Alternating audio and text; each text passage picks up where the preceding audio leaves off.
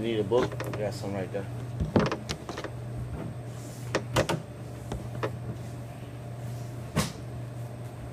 So you are. Got it good enough. I would have got Rigger on my shirt today too, huh?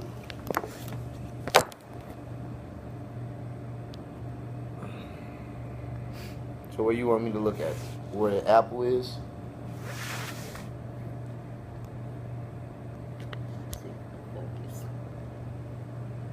You could just look at me, really. Okay.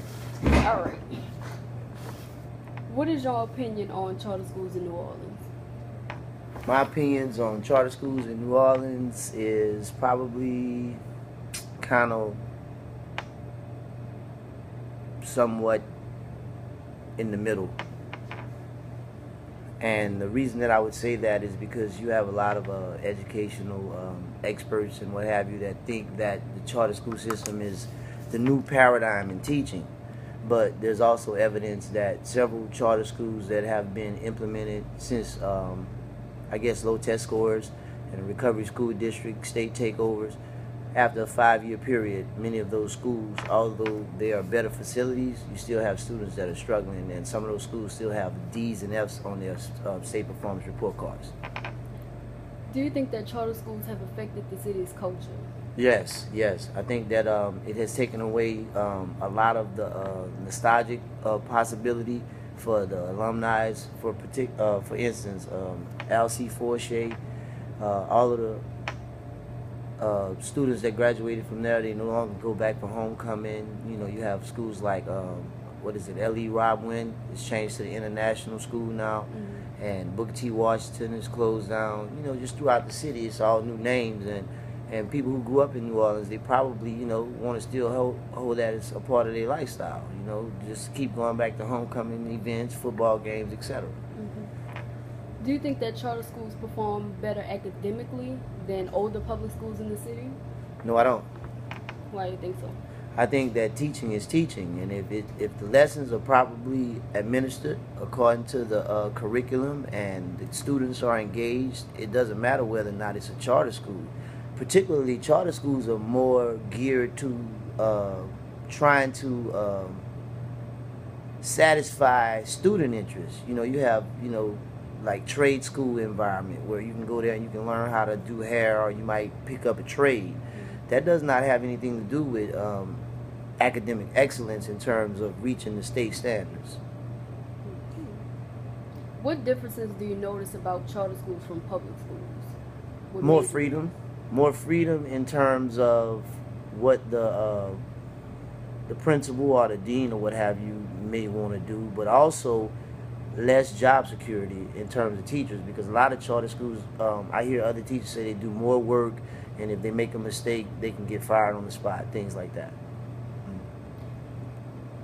How do you feel about the hiring of TFA teachers replacing veterans for a cheaper price to teach our students? I don't agree with that. I mean, don't get me wrong. I think it's a wonderful thing for any professional to want to give back to the community by entering the education field. You know, there are a lot of teachers who took that route. It's called alternative certification.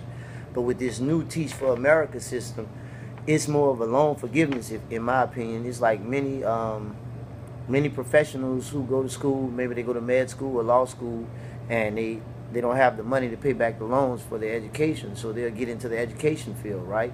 And then they go through the Teach for America system, and they get loan forgiveness, and there's no accountability, because you can teach 3 years or whatever the requirement is at one of our inner city schools without the accountability, get your loans paid off, and then you can go back into your original profession. So in that situation, a lot of those professionals, they don't have classroom management skills. They don't understand the psychology of teenagers and young adults or what have you. So you just walk in the classroom and you perceive students to do things, or you expect students to do what you do. You know, if you had a 4.0 at Loyola University, when you walk into the classroom, you expect students to do that. But students are different, and you have to find some kind of way to reach them. And I think that's where the education comes in at. So you don't think that TFA teachers are prepared to handle No, I our don't think kids? there are some. There's an old quote that teachers are born and not made. So some have it in them, because it just depends on you as an individual. But for the most part, I mean, we would probably have to do some research to find out what is the demographic of the TFA teaching population. Is it mostly African American? Is it white American? Is it Asian American? Or is it overseas? From what I'm hearing, I don't know if it's a fact, but I'm finding out that many of these teachers are coming from outside of America. So what type of connection do they have with our students in America? You have to be able to relate to the students. And particularly, let's think about like John McDonough High School. I was watching a clip when they were doing the Oprah Winfrey thing, and what I found out was there was a teacher on there breaking down, and she was crying or what have you. But if you were qualified, you know as a teacher that you can't show that to the student, because once you get to that level, the students have control. Right. Mm-hmm. Would you prefer to teach at a charter school rather than a public school? Why or not?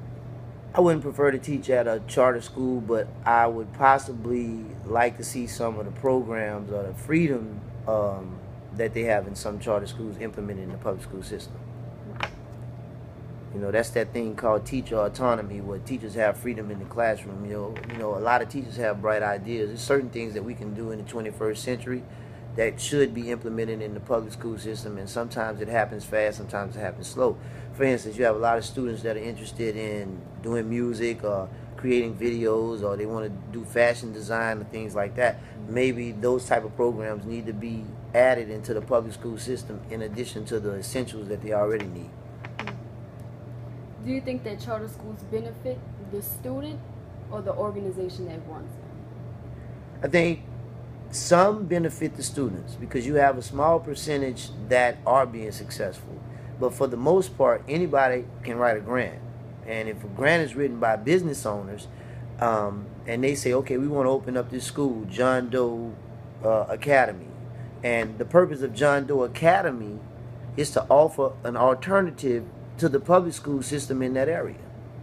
They have maybe 5 years or 3 years or whatever to reach the yearly progress goals as prescribed by the state. And then if they reach the goals, they stay open.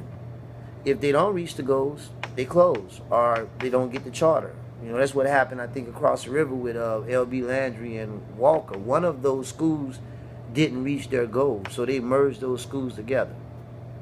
But here's the deal. The business, the corporation, or whoever it was that wrote the charter, they can take their name and their idea somewhere else and get another 5-year possibility to try to create a school. So I think that what's happening is it's like education is becoming a guinea pig for business. And many businesses or many people that feel that we want to give our children an alternative. We want our children to go to Catholic schools or private schools with the voucher program or whatever. If that can't work, then we'll offer this alternative. And what happens is you basically either move all of the teachers out of public schools into the charter system, or you close down the old traditional public schools and you replace it with the charter system. And I think that's the underlying idea that they're trying to accomplish. So you do feel that charter schools are more business orientated rather than educational? The people behind the scenes. Yeah, behind the scenes. Yeah, they have a different motive. It's not about the kids. It's about what they look at education as. Because you have to think, why do you think we take ACT tests, LEAP tests, or what have you? It's not really so much about whether or not we want to see if this student is at the level with the next student across the United States. What it is, the government controls what is taught in education. And basically, the government officials are upset when the schools fail, because that affects who moves into a certain city, what business is set up in a certain city. Many people don't want to move in a city where the educational system is failing. So they put all of these requirements. You got to have an 18 on the ACT. You have to score so high on the EOC, and if you don't do this on the LEAP, you won't be promoted. So all of that is just to get the report cards up so that people who want to probably create a business in a particular city, they would have something sort of like to promote it. I mean, how could you promote a city that is considered academically unacceptable?